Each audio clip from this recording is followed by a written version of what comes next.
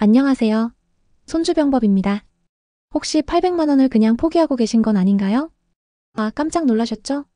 사실 많은 분들이 받을 수 있는 복지 혜택을 몰라서 놓치고 계세요. 기초연금만 2년 늦게 신청해도 800만 원을 놓치는 거예요. 건강보험료 환급도 2년분이면 72만 원 정도 되고요. 와, 정말 아까운 돈이죠? 오늘은 이렇게 놓친 복지 혜택을 되찾는 방법을 알려드릴게요. 첫 번째로는 소급 신청이 뭔지 쉽게 알아보고요. 두 번째로는 어떤 혜택들을 되찾을 수 있는지 살펴보겠어요. 세 번째는 단계별로 어떻게 신청하는지 따라해보시고 마지막으로는 실제 성공 사례와 주의사항까지 다 알려드릴게요. 끝까지 함께 해주세요. 자, 그럼 먼저 소급 신청이 정확히 뭔지 알아볼까요? 어려운 말 같지만 정말 간단해요. 소급 신청이라는 건 과거로 거슬러서 신청하는 거예요. 마치 놓친 기차표를 나중에라도 환불받는 것처럼요.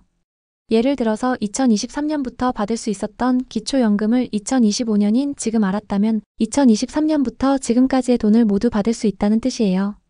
아, 그런데 중요한 건 신청을 해야만 받을 수 있어요. 자동으로는 안 줘요. 그럼 구체적으로 어떤 혜택들을 되찾을 수 있는지 볼까요? 첫 번째로는 기초연금이에요. 이건 최대 5년까지 소급이 가능해요. 월 33만 원이니까 2년만 해도 800만 원 가까이 되죠. 두 번째는 건강보험료 과다납부 환급이에요. 이건 3년까지 가능하고요. 세 번째는 국민연금 미가입 기간 추가 납부.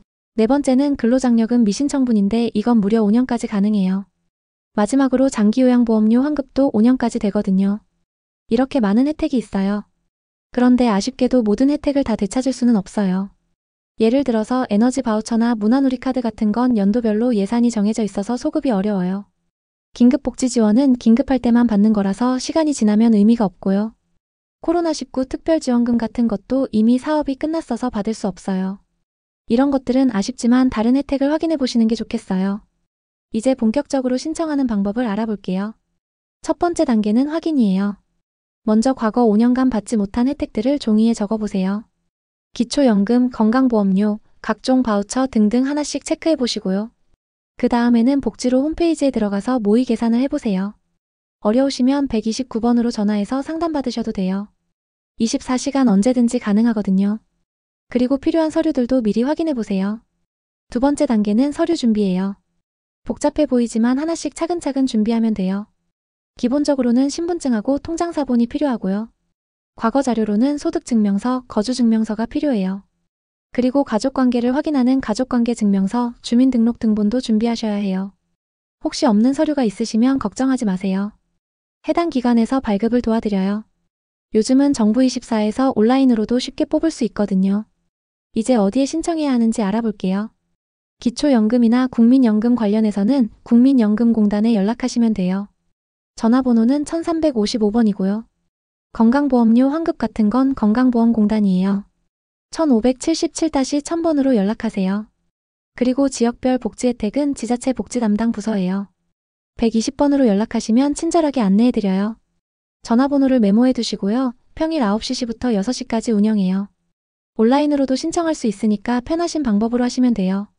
실제로 성공하신 분들의 이야기를 들어볼까요?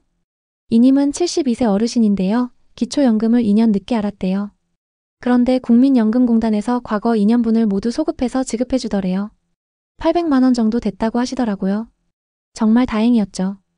또 박님은 68세 어르신인데 건강보험료를 2년 동안 많이 냈던 걸 나중에 알았어요. 건강보험공단에서 과혼합 환급을 받았는데 72만 원이나 돌려받았다고 해요. 늦게라도 신청해서 정말 다행이었다고 하시더라고요. 그런데 주의할 점들도 있어요. 자주 하는 실수들을 미리 알려드릴게요. 첫 번째는 기간을 착각하는 거예요. 제도마다 소급 기간이 다르거든요. 그래서 각 기관의 정확한 기한을 꼭 확인하셔야 해요. 두 번째는 서류가 부족한 경우인데 이때는 해당 기관에서 재발급을 도와드리니까 걱정하지 마세요. 세 번째는 한번 거절당했다고 바로 포기하는 건데요. 다른 방법이나 예외 조건이 있을 수 있으니까 끝까지 확인해 보세요. 포기하지 마시고요. 마지막으로 자주 묻는 질문들 답변해 드릴게요. 첫 번째, 대리로 신청할 수 있나요? 네, 가능해요.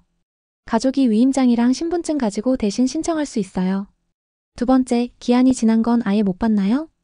원칙적으로는 어렵지만 특별한 사정이 인정되면 예외가 가능해요. 포기하지 말고 상담받아 보세요. 세 번째, 한 번에 여러 개 신청할 수 있나요? 네, 가능해요. 기간 내라면 여러 혜택을 한 번에 신청하고 일괄 처리받을 수 있어요. 자, 이제 오늘 배운 내용을 정리해 볼게요. 첫 번째, 제도별로 기한이 다르니까 먼저 확인부터 하세요. 두 번째, 과거 자료를 준비하고 해당 기관에 연락하세요. 세 번째, 한 번 거절당해도 포기하지 말고 끝까지 확인해 보세요. 그리고 지금 바로 할 일은 복지로 홈페이지에 접속해서 나의 혜택을 확인해 보는 거예요.